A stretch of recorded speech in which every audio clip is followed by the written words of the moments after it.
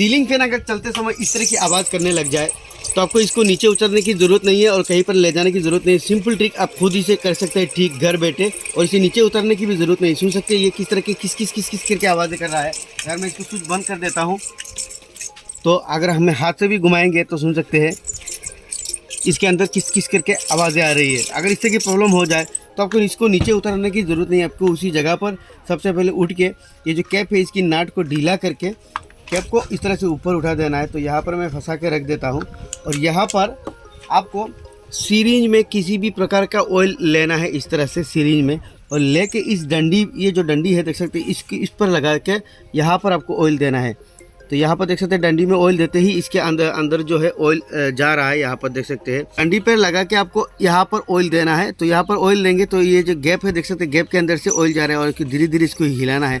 इसके अंदर होता क्या है, इसके अंदर एक बियरिंग रहता है और बियरिंग के अंदर ग्रीस वगैरह लगा हुआ रहता है। जब ये ग्रीस सूख जाता है तो हमारा फैन जाम हो जाता है और इस तरह की आवाज़ें करने लग जाता है। तो यहाँ पर हम और थोड़ा ऑयल देंगे, कम से कम 10 ml तक आपको इस तरह से ऑयल देना है। आप किसी भी प्रकार का ऑयल दे सकते हैं। मेरे पास पुराना कार इंजन ऑयल है, मैं वही दे रहा हूँ।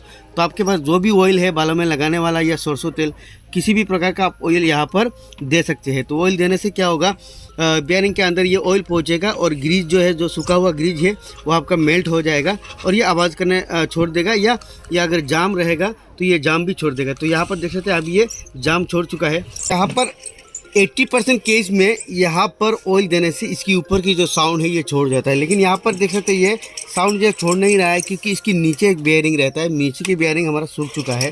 तो नीचे की बेयरिंग में ऑयल डालने के लिए हमें फैन को खोलना होगा। खोलने के लिए यहाँ पर जैसे बॉडी में 3 स्क्रू दिया हुआ है। सबसे पहले ऊपर से भी आप निकाल सकते हैं, तो मैं यहाँ पे ऊपर से निकाल लूँगा सबसे पहले। तो यहाँ पर मैं कैपेसिटर कनेक्शन जो है इनको निकाल लेता हूँ। तो ये कैपेसिटर कनेक्शन को निकालने से पहले अगर आप नए हैं तो इनको फ़ोटो खींच के रख लेना है ताकि आपका कनेक्शन लगाते समय उल्टा ना हो। तो ये कनेक्शन को मैं यहाँ से निकाल लूँगा और उसके बाद ये जो यहाँ पे लॉक लगा हुआ है इस लॉक को हमें निकालना होगा। उसके बाद 10 नंबर पाने से हमें इस नट को खोलना होगा। तो यहाँ पर इस नट को मैं निकाल लेता हूँ।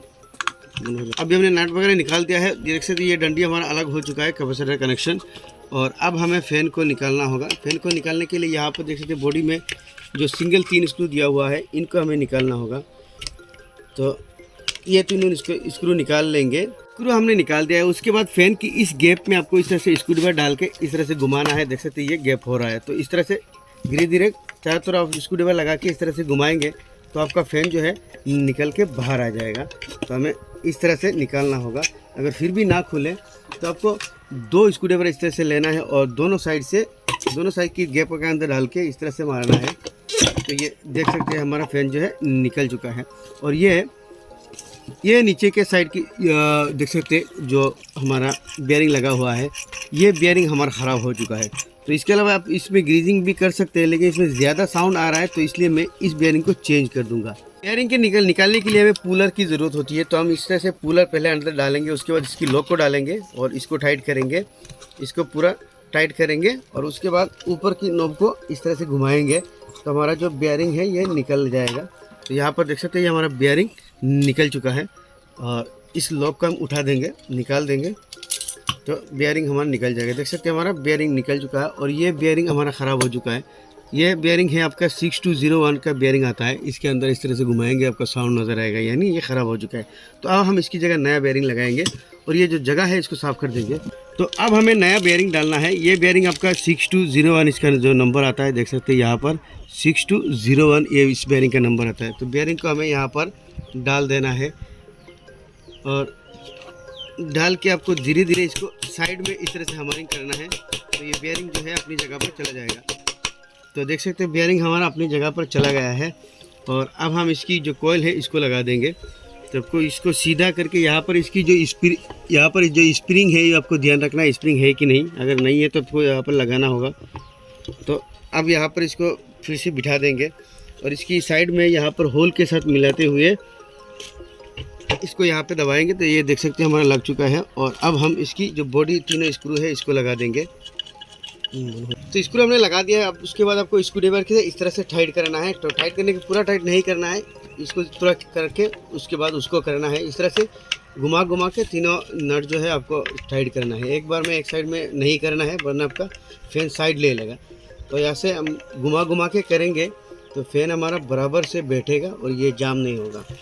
और यहाँ पे स्क्रू टाइट कर दिया है और आपकी ऊपर की जो हैंडल है इसको लगा देंगे और इसकी नट लगा के इसको यहाँ पर वॉशर वगैरह लगाएंगे। वॉशर लगाना आपका ज़रूरी है और नट लगा के पूरी अच्छी तरह से इसको कस देंगे।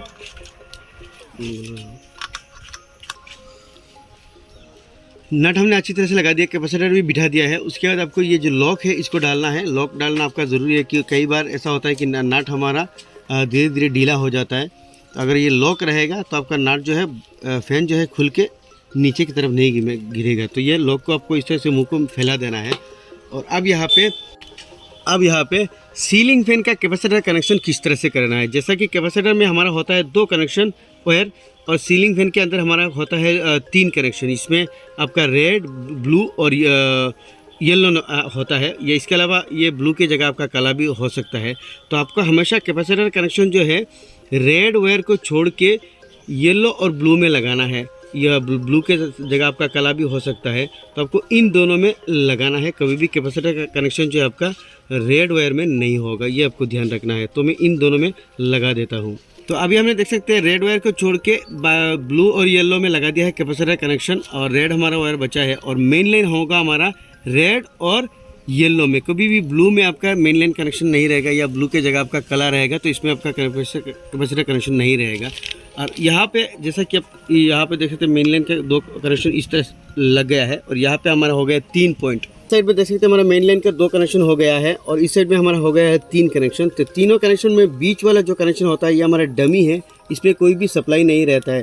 तो इसमें हमारा जो मेन लाइन जिस वायर में नहीं लगेगा यानी ब्लू वायर में, तो ये ब्लू वायर हम बीच वाले पॉइंट में यहाँ पे लगा देंगे। इसके अलावा इसमें आप टेक मार के भी लगा सकते हैं क्योंकि ये इसमें कोई भी कनेक्शन नहीं है, जस्ट वायर को यहाँ पे फंसा के रखने के लिए है।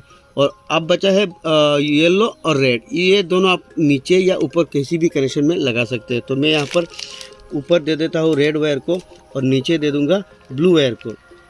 तो यहाँ पे ऊपर की साइड हमने रेड वायर को फंसा दिया है, देख सकते हैं। अब बचा है येलो वायर और येलो वायर को हम लगाएंगे नीचे वाले पॉइंट में। और अगर आपका सीलिंग फैन उल्टा डायरेक्शन में घूमता है तो आपको ये दोनों लाइन को उल्टा कर देना है, यानी इसको बीच में लगा देना है, बीच वाले को नीचे लगा देना है। अगर फैन उल्टा डायरेक्शन में घूमे तो रेड वायर को कभी भी आपको बीच में नहीं लगाना है, ये चीज़ ध्यान रखना है। तो यहाँ पर काफ़ी बार होता है कंपनी मैन्युफैक्चरिंग में वायर उल्टा आ जाता है। तो आपको फैन अगर सीलिंग फैन उल्टा डायरेक्शन में घूम रहा है तो ये नीचे वाले जो लाइन है यानी कैपेसिटर वाला जो 2 लाइन है इसको आपको उल्टा कर देना है, इसको नीचे लगा देना है और इसको बीच में लगा देना है। तो आपका फैन सही डायरेक्शन में घूमने लग जाएगा। तो यहाँ पर हमारा हो चुका है सीलिंग फैन का पूरा कनेक्शन। और अब इसको घुमाएंगे तो सुन सकते हैं इसमें अभी कोई भी साउंड नहीं है, देख सकते हैं। और अभी हम सप्लाई देके आप लोगों को एक बार दिखा देते हैं। तो इसके अलावा इस टोपी को नीचे डाल के इसकी जो कैप है इसको टाइट कर देते हैं। तो अभी हमने इसका पावर कनेक्शन दे दिया है और यहाँ पे सुन सकते हैं फैन के अंदर अभी कोई भी साउंड नहीं है, बिल्कुल ये साइलेंट चल रहा है। तो इस तरह से अगर कोई भी सीलिंग फैन साउंड कर रहा है तो सबसे पहले आपको फैन की ऊपर को इस पर यहाँ पर ये जो रोड में देख सकते हैं इसमें लगा के आपको ऑयल देना है। 80% केस में यहाँ पर ऑयल देने से हो जाता है। अगर नहीं हो रहा है तो आपको नीचे की जो बेयरिंग है इसको चेंज करना है। किस तरह से चेंज करना है हमने आपको दिखाया है। तो आई होप ये वीडियो आप लोगों को अच्छा लगा होगा। अच्छा लगे तो लाइक ज़रूर कर देना। ऐसी इन्फॉर्मेटिव वीडियो के लिए हमारा चैनल एलायंस इलेक्ट्रिक को भी फॉलो कर देना।